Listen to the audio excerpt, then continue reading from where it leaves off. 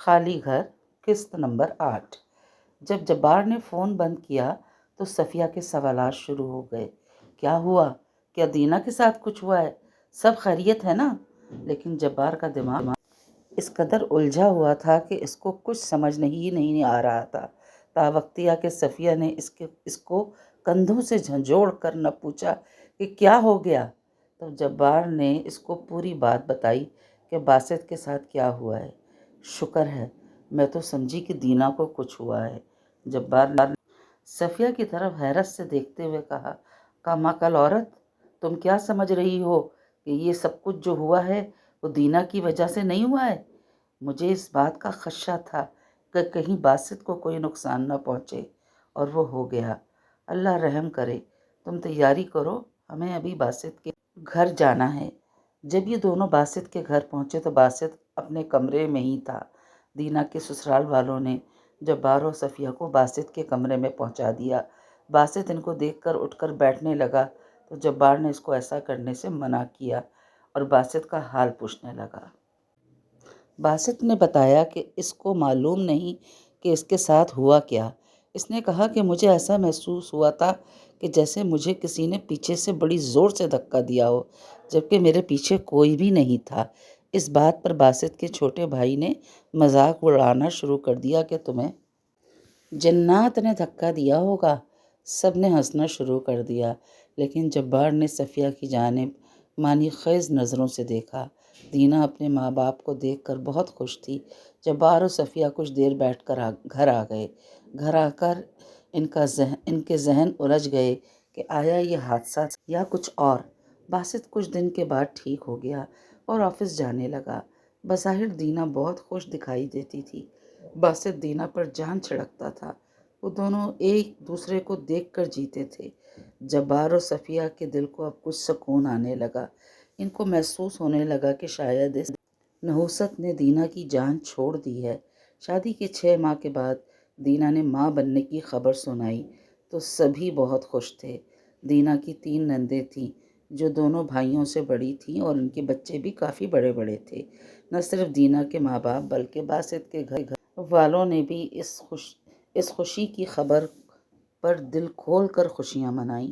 جب دینا کی پریگننسی کا 6واں مہینہ چل رہا تھا تو باسط بہت شدید بیمار پڑ گیا۔ اتنا شدید بیمار کہ بستر سے اٹھنے کے قابل نہ رہا۔ باسط مستقل طور پر بستر پہ تھا۔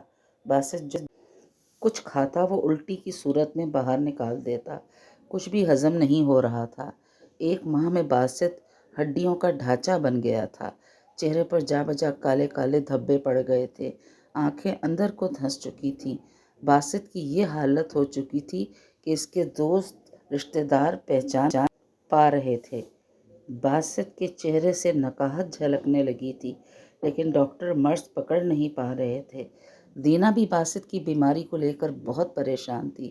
پیسہ پانی کی طرح خرچ کیا جا رہا تھا، لیکن باسط کی حالت سنبھلنے کے بجائے اور بدتر ہوتی جا رہی تھی، حتیٰ کہ دینا کے ولادت کا وقت آیا۔ ادھر دینا اسپتال میں داخل تھی، ادھر باسط کو ICU میں داخل کروا دیا گیا کہ باسط اب ہوش و حواس میں بھی نہیں تھا۔ جبار نے شعیب سے رابطہ کر کے تمام صورتحال سے آگاہ کیا۔ شعیب نے کہا، اس مسئلے کا کچھ حل نکالنا ضروری ہے، آپ فکر نہ کریں، میں ان بزرگ کے بیٹے سے بات کرتا ہوں، شاید ان کے والد کے دوستوں میں سے کوئی اللہ والا ہو۔ دوسرے دن دینا نے ایک بہت خوبصورت بیٹے کو جنم دیا۔ باسط کی بیماری کے باعث یہ خوشی پھیکی پڑ گئی۔ جبار روزانہ کی بنیاد پر باسط کو اسپتال دیکھنے جاتا تھا۔ ایک روز باسط کے والد جبار کے سامنے پھوٹ پھوٹ کر رو پڑے۔ میری سمجھ میں کچھ نہیں آ رہا کہ ہمارے ساتھ ہو کیا رہا ہے۔ جبار نے ان کو بہت تسلی دی، لیکن وہ بہت نا امید ہو چلے تھے۔ وہ باسط سے کہنے لگے کہ اگر آپ کسی بزرگ کو جانتے ہیں تو ان سے رابطہ کریں۔ جبار نے سے وعدہ کیا کہ وہ جلد ہی کچھ نہ کچھ کرے گا۔ اس دن جبار اسپتال سے سیدھا شعیب کے گھر گیا۔ شعیب جبار کو دیکھ کر بہت خوش ہوا اور کہنے لگا، بڑی لمبی عمر ہے آپ کی، میں ابھی بیگم سے کہہ ہی رہا تھا کہ آج جبار کے گھر جانا ہے تو آپ نے بیل بجائی۔ شعیب نے بتایا کہ اس نے جبار کا کام کر دیا ہے۔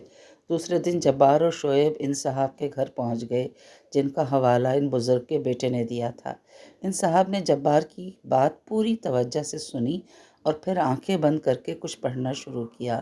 تھوڑی دیر کے بعد آنکھیں کھول کر بولے، آپ نے بچی کی شادی کر کر اچھا نہیں کیا، اب اس کے شوہر کی جان بھی خطرے میں ہے۔ جبار مزید مایوس ہو گیا اور چہرے سے نا امیدی جھلکنے لگی۔ اس کی آنکھوں میں آنسو آ گئے، لیکن اس نے خود کو سنبھال کر پوچھا، کیا کچھ بھی نہیں ہو سکتا؟ جبار کی آواز میں چھپی بے بسی کوئی بھی محسوس کر سکتا تھا۔ آپ پریشان نہ ہوں، اللہ نے آپ کو یہاں بھیجا ہے تو میں ہر ممکن کوشش کروں گا آپ کل مجھے اپنی بیٹی کے گھر لے کر چلیں۔ جاری ہے۔